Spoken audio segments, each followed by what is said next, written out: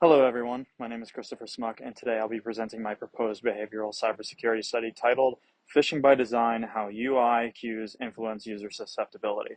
This project explores the intersection of human behavior, cybersecurity, and design psychology, specifically looking at how visual interface elements can mislead users into trusting phishing emails or websites. The motivation behind this project is rooted in the growing sophistication of social engineering attacks, especially phishing, which continues to be one of the most persistent and successful cyber attack strategies. According to a report by Verizon in 2023, phishing was involved in over 90% of security breaches involving human error. That statistic has remained similar or even increased in recent years. While technical solutions like spam filters and browser warnings do help, attackers often bypass these defenses simply by designing more credible-looking fake sites or emails that manipulate how users perceive legitimacy. In this project, I aim to explore why these designs work so well and how we might use that understanding to improve training and interface design to reduce phishing success rates. Let's begin with the motivation and purpose behind this study. Phishing attacks are responsible for more than 90% of data breaches involving human interaction, and the core reason that they succeed isn't always because users lack awareness. In many cases, it's because attackers have gotten very good at mimicking the visual trust cues that people rely on when evaluating websites or emails. These include things like the padlock icon on the browser, the green secure address bar, high-quality logos, professional email formatting, and more. In a widely cited study by Damija, Tiger, and Hurst, researchers found that more than 90% of users missed important security indicators when presented with realistic phishing websites, choosing instead to trust what looked familiar or official. We're predisposed to make fast visual judgments. If a website or email looks like what we're used to seeing, they're more likely to trust it. Phishers are aware of this, and they design with that knowledge in mind. The purpose of my study is to explore how much of these design cues influence user decision-making and potentially with which specific cues are most deceptive. By identifying those cues, we can improve both user education and interface design standards. Ultimately, this helps create more resilient users, not just better filters or firewalls. Let's move on to the research gap and the core question we're going to address. A lot of cybersecurity research, especially around phishing, focuses on either technical countermeasures like email filters and browser warnings, or on broad user education strategies such as teaching users to look out for bad grammar or suspicious links. However, fewer studies isolate and test how individual design elements influence user trust, especially when those elements are used intentionally by attackers to create a false sense of legitimacy.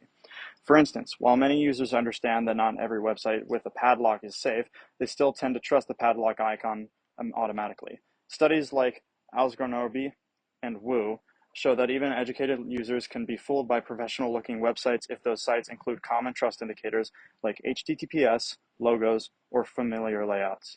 The research gap here is while phishing prevention guides often tell users not to rely on visual cues alone, we don't fully understand which cues are the most misleading or how strongly they influence judgment when isolated. That leads us to the central question: how do visual interface design cues affect user judgment in phishing detection? This question targets the behavioral side of phishing by exploring how presentation affects perception. For the research objectives, I first want to identify which design elements have the strongest influence on users' perceptions of legitimacy. These elements include padlock icons, HTTPS indicators, green address bars, professional formatting, and brand logos. Second, I would be measuring how these elements affect user behavior. I will see whether users identify phishing attempts correctly, how confident they are in their decisions, and how long that decision takes. Third, I want to get information that can help improve phishing education by training by highlighting the deceptive design features that users are most vulnerable to.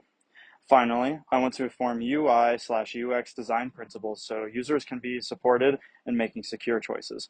This aligns with work by researchers like Egelman, who argues that a good security design must account for real-world user behavior, not just ideal behavior. Overall, this study hopes to bridge the gap between technical security features and behavioral cybersecurity functions. The proposed method is a between subjects behavioral experiment, meaning they're exposed to different conditions that will be conducted online. Participants will be randomly assigned to view a variety of fake emails or login pages, each of which contains a controlled set of design features. These variables will include such as presence or absence of a padlock icon, use of HTTPS or non-HTTPS URLs, professional versus unprofessional formatting, and whether there is or isn't a brand logo. Each participant will see a handful of these designs and be asked, do you believe this is legitimate or a phishing attempt for each one? They will also rate their confidence in their answer on a scale and will record how long the response takes.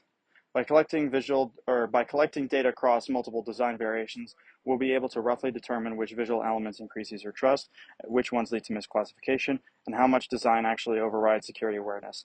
This design follows studies like Vishwanath, which use real-time behavioral response tracking to study phishing susceptibility. This study, however, focuses specifically on isolated design cues rather than broader context. Overall, this experiment will help clarify whether small changes in design can lead to significant changes in user behavior, which has strong implications for both attackers and defenders.